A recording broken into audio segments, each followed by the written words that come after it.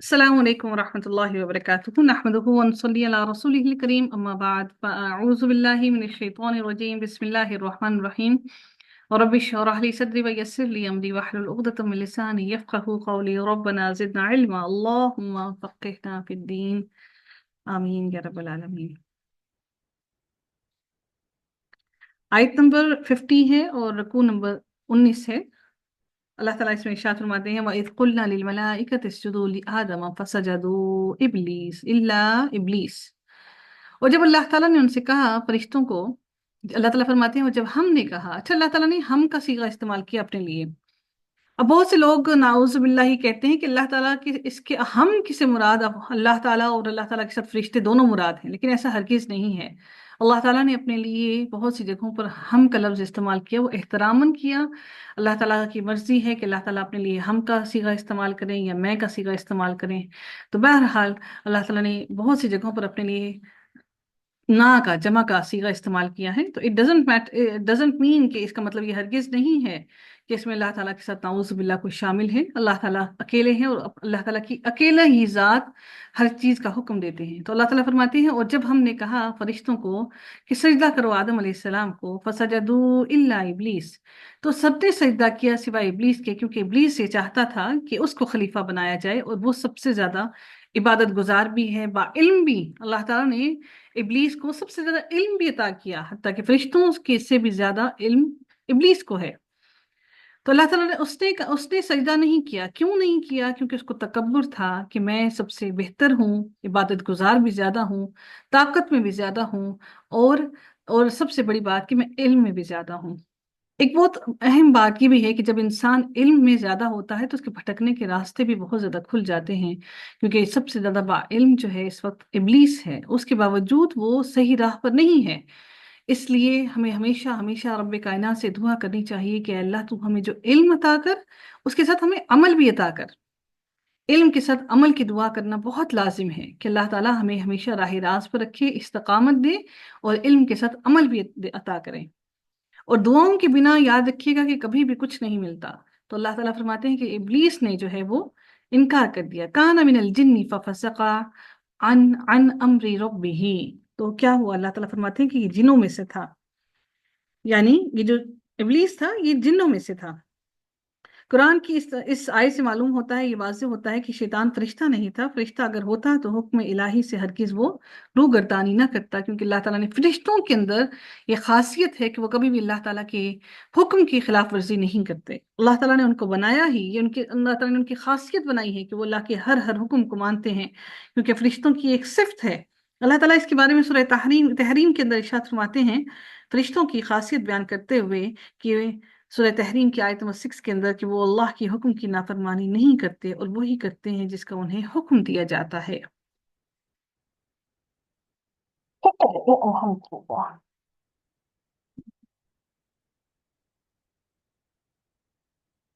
اگر وہ فرشتہ نہیں تھا، اب یہ پریشانی یہ ہے کہ اگر وہ فرشتہ نہیں تھا تو پھر اللہ کے حکم کا وہ مخاطب ہی نہیں تھا، کیونکہ اس کے مخاطب تو فرشتے تھے، انہیں کو سجدہ کرنے کا حکم دیا گیا تھا۔ اب اس کے بارے میں اللہ تعالیٰ نے تو یہی کہا نا کہ وَإِذْ قُلْنَا لِلْمَلَائِكَةِ اسْجُدُوا، اللہ تعالیٰ نے فرشتوں سے کہا کہ تم سجدہ کرو۔ اب پھر یہاں پر یہ بات کیوں آ گئی کہ پھر ابلیس کی بات کیوں آ گئی؟ اگر وہ فرشتہ نہیں تھا تو پھر اس کو کیوں حکم دیا گیا کہ وہ بھی سجدہ کرے، حالانکہ وہ اللہ نے حکم تو صرف فرشتوں کا دیا تھا۔ تو یہاں پر اس سے مراد یہ ہے کہ وہ فرشتہ تو یقیناً نہیں تھا، لیکن وہ فرشتوں کے ساتھ ہی رہتا تھا، چونکہ زیادہ تعداد تو سب وہاں پر فرشتوں کی تھی اور اکیلا ایک ابلیس تھا، رہتا وہ فرشتوں کے ساتھ تھا۔ اس لیے اس کو بھی کلیکٹیولی اللہ تعالیٰ نے فرمایا کہ فرشتوں کو حکم دیا کہ سجدہ کرو۔ اس لیے اللہ تعالیٰ نے کہیں پر، آپ قرآن میں یہ نہیں پڑھیں گے کہ اللہ تعالیٰ نے ابلیس کو بھی حکم دیا کہ سجدہ کرو، بلکہ اللہ تعالیٰ نے سب کو حکم دیا کلیکٹیولی۔ اللہ نے جب کہا تو اللہ تعالیٰ نے اس میں ان کلیکٹیولی مخاطب جب کیا گیا فرشتوں کو تو ان کے ساتھ ابلیس بھی شامل تھا۔ تو اللہ تعالیٰ فرماتے ہیں کہ وہ جنوں میں سے تھا اور اس نے فسق کیا۔ اور اس بارے میں اللہ تعالیٰ سورہ میں ایک قرآن کی سورہ میں ارشاد فرماتے ہیں کہ جب میں نے تجھے حکم دے دیا تو پھر تو نے سجدہ کیوں نہ کیا۔ فسق سے معنی کیا ہوتے ہیں کہ نکلنا، یعنی کہ جس طرح فسق ان کا اصل جو معنی ہے، چوہا جب اپنے بل سے نکلتا ہے تو کہتے ہیں فسقت فأرتم من فأرتم من جحرها، یعنی شیطان بھی سجدہ تعظیم اور تحیہ کا انکار کر کے رب کی اطاعت سے نکل گیا، یعنی کہ وہ اللہ تعالیٰ کی اطاعت سے مکمل طور پر نافرمانی کر کے نکل گیا۔ جب کسی چیز سے مکمل طور پر نکل جانا کہ اس کے اندر پھر وہ داخل نہیں ہوا، بلکہ اس اطاعت سے مکمل طور پر ہمیشہ کے لیے نکل گیا۔ اگر ابلیس نے ایک مرتبہ سجدہ نہیں کیا تو اللہ تعالیٰ کی اطاعت سے نکل گیا، اور اللہ تعالیٰ نے قیامت تک اس پر لعنت بھی دے دی، اور وہ قیامت تک ایسے لوگوں کو بھٹکاتا بھی رہے گا۔ تو ہم جو اتنے سجدے مس کر دیتے ہیں تو اللہ تعالیٰ ہم لوگوں کا کیا حال فرمائے گا۔ اللہ تعالیٰ ہم سب کو اپنے آگے سر سجود رہنے کی توفیق عطا فرمائے، اور اللہ تعالیٰ ہم سب کے دلوں میں خشوع اور خضوع پیدا کرے۔ پھر اللہ تعالیٰ فرماتے ہیں کہ کیا پھر بھی تم اسے اور اس کی اولاد کو مجھے چھوڑ کر اپنا دوست بنا رہے ہو؟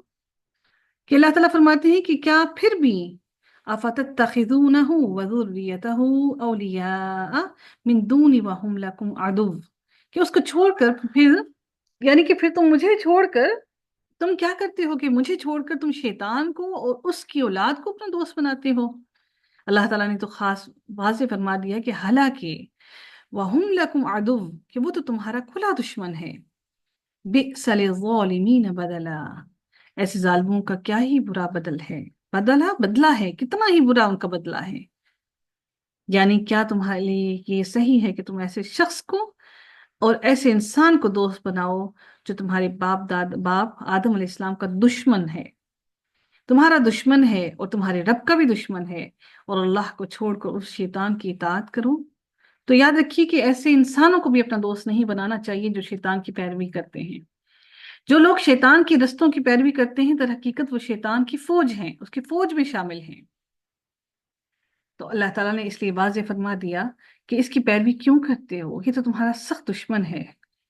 یعنی اللہ کی اطاعت اور اس کی دوستی کو چھوڑ کر شیطان کی اطاعت نہ کرو، اور جو بھی ایسا کرے گا اس کی دوستی اختیار کرے گا تو یہ بہت ہی برا بدل ہے جسے ان ظالموں نے اپنایا ہے۔ اللہ تعالیٰ اگلی آیت میں ارشاد فرماتے ہیں ما اشہدتہم خلق السماوات والارض ولا خلق انفسهم وما كنت متخذ المضلین عدودا۔ اللہ تعالیٰ فرماتے ہیں کہ میں نے انہیں آسمانوں اور زمین کی پیدائش کے وقت موجود نہیں رکھا تھا، اور نہ خود ان کی اپنی پیدائش میں۔ اب اس سے مراد کیا ہے کہ یعنی آسمان اور زمین کی پیدائش اور اس کی تدبیر میں، بلکہ خود ان شیاطین کی پیدائش میں بھی ہم نے ان میں سے کسی ایک کو سے بھی کوئی مدد حاصل نہیں کی، ہم نے ان میں سے کسی ایک کو بھی نہیں رکھا تھا، یہ تو اس وقت موجود بھی نہیں تھے۔ پھر تم اس شیطان اور اس کی اولاد کی پوجا یا ان کی اطاعت کیوں کرتے ہو؟ ان کی اطاعت تو تم تب کرو کہ یہ اس وقت میرے ساتھ موجود ہوں۔ اللہ تعالیٰ فرماتے ہیں کہ شیطان کی پیدائش تو بعد میں ہوئی، آسمان اور زمین کی پیدائش تو اللہ تعالیٰ فرماتے ہیں پہلے ہی ہوئی۔ خالق السماوات والارض ولا خلق انفسهم، بلکہ اس کی جان کو بھی جب میں نے پیدا کیا تو یہ تو اس کے بارے میں بھی کچھ نہیں جانتا۔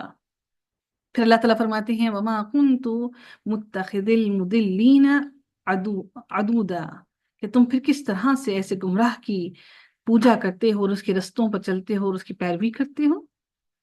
کیا اس کے رستوں پر چلنا یہ ہرگز نہیں ہے، یہ اس کے رستوں پر چلنا ہی ہے کہ ہم کہتے ہیں کہ ہم جو بھی کام زندگی میں بے حیائی کا یا دنیا کی زندگی میں لگ کر ہم کرتے ہیں تو یہ شیطان کی پیروی کرنا ہی ہے۔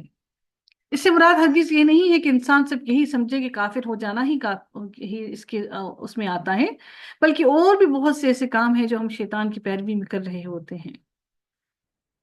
بہت سے ایسے کام ہیں جو بدعتوں میں بھی شامل ہیں، جس سے ہمارا دین بھی ضائع ہوتا ہے، ہمارا ایمان بھی ضائع ہوتا ہے، ہمارا وقت بھی ضائع ہوتا ہے، دنیا بھی ہاتھ سے نکلتی ہے اور آخرت بھی نکلتی ہے۔ کبھی بھی کوئی ایسا انسان نہیں ہے کہ جو انسان اپنے آپ کو گناہوں میں ڈالے اور اس کا ذہن اور دل سکون میں رہے، ایسا ممکن ہی نہیں ہے۔ جب ایسی محفلوں سے اٹھتے ہیں جہاں پر اللہ تعالیٰ کا ذکر کیا جاتا ہے تو انسان کے ذہن پر اللہ تعالیٰ سکون اور سکینت طاری کرتا ہے۔ جب آپ نے نوٹس کیا ہوگا کہ ہم جب شادی بیاہوں اور ایسی ہلا گلا کے ماحول میں جاتے ہیں تو جب وہاں سے لوٹ کر آتے ہیں تو دل پر ایک عجیب سا بوجھ ہوتا ہے، وہ بوجھ گناہوں کا بوجھ ہوتا ہے۔ کیا گناہوں کا بوجھ ہوتا ہے؟ ہم تیار ہوئے، میک اپ کیا، سب کچھ کیا، اور ہم نے بہت سے نامحرم لوگوں کے سامنے اپنی زینت کو ظاہر کیا۔ कि वो बोझ हम अपने दिलों पर लेकर आते हैं, और उसका बोझ हमारे दिलों पर कई दिनों तक तारी रहता है। कभी हमें किसी की बात बुरी लग जाती है, वो हमें कब कितने दिनों तक डिप्रेशन में डाले रखती है। लेकिन जब आप अल्लाह ताला की महफिलों में, अल्लाह ताला के लिए सजाई गई महफिलों में बैठते हैं, तो जब वहां से उठकर जाते हैं तो ऐसे लगता है जैसे सारे बदन से बहुत बड़ा कोई पहाड़ था जो उतार के रख दिया गया हो। अल्लाह ताला मजीद इरशाद फरमाते हैं, वयौम यक़ूलु नादू शुरकाई अल्लज़ीना ज़अमतुम फदअऊहुम फलम यस्तजीबू लहुम। अल्लाह ताला मजीद इरशाद फरमाते हैं कि और जिस दिन वो फरमाएगा कि तुम्हारे ख्याल में जो मेरे शरीक थे उन्हें पुकारो, तुम जो गुमान करते थे, जाम तुम शुरकाई यल्लज़ीना जाम तुमने जिनको शरीक बना दिया था, नादू पुकारो उनको, फदअऊहुम फलम यस्तजीबु लहुम। फिर अल्लाह ताला फिर ये भी कहते हैं, उन्हें पुकारो, ये पुकारेंगे, फदअऊहुम फलम यस्तजीबु, वो ये पुकारेंगे उनको, लेकिन उनमें से कोई भी फलम यस्तजीबु, कोई भी उनको जवाब ना देगा। अल्लाह के सामने कौन किसी को जवाब दे सकेगा? अल्लाह ताला फरमाते हैं, लहुम वजअलना बैनहुम मौबिका, हम उनके दरमियान हलाकत का सामान कर देंगे। मोबिकन कुन के मानी, एक मानी इसके हिजाब और पर्दे और आड़ के भी हैं, जो दोनों के दरमियान में हाइल हो जाएगी, यानी उनके दरमियान पर्दा और फासला कर दिया जाएगा, क्योंकि उनके माबैन आपस में अदावत होगी। उस वक्त एक दूसरे से अपनी अपनी जान बचाने की कोशिशों में होंगे ना। और फिर अल्लाह ताला फरमाते हैं, और क्या है कि इसलिए कि महशर में ये एक दूसरे को ना मिल सके। बाज कहते हैं कि ये जहन्नुम में पीप और खून की मखसूस वादी है, मौबिका। बाज कहते हैं इस बारे में कि ये जहन्नुम में एक पीप और खून की मखसूस वादी है। और बाज ने इसका तर्जुमा मुहलिक किया है, जैसा कि तर्जुमे से वाज़ेह ये है कि यानी ये मुशरिक और वो लोग जिनको इन्होंने माबूद बना रखा है, ये एक दूसरे को मिल ही नहीं सकेंगे, क्योंकि इनके दरमियान हलाकत का सामान और होलनाक चीजें होंगी जो दोनों को खौफजदा किए होंगी। वो जिनको ये पुकार रही हैं उनको भी, और वो जिन जो पुकार रहे हैं वो भी। और एक और बात कि अल्लाह ताला जब इंसानों को जहन्नुम में डालेगा, तो उनके साथ इन सारे पत्थरों को भी अल्लाह ताला डालेगा, जिनको इन्होंने बुत बनाकर दुनिया में पूजते हैं। ये सारे पत्थर भी उनके साथ जहन्नुम में दाखिल होंगे। अल्लाह ताला मजीद इरशाद फरमाते हैं, वरा अल मुजरिमून अन्नारा, और गुनाहगार जहन्नुम को देखकर समझ लेंगे, वरा और देख लेंगे, अल मुजरिमूना मुजरिम लोग जब जहन्नुम को देख लेंगे, फज़न्नु अन्नहुम, तो वो समझ लेंगे, वो फौरन गुमान कर उठेंगे, अन्नहुम, कि बेशक वो इसी में वो वाक़िऊहा, कि ये वाक़ई होने वाली है उन पर, यानी कि ये उन पर इस जहन्नुम के अंदर उनको डाला जाएगा। अब ये जहन्नुम उन्हीं के लिए है।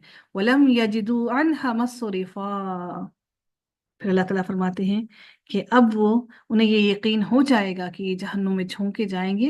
वलम यजिदू अन्हा मस्रिफा, और अब उनको जहन्नुम से कोई फेरने वाला नहीं, किसी में ये ताकत नहीं कि कोई उनको जहन्नुम से निकाल सके, या जहन्नुम को उनसे कोई दूर ही कर सके, या कोई थोड़ी सी देर के लिए उनसे टाल ही सके।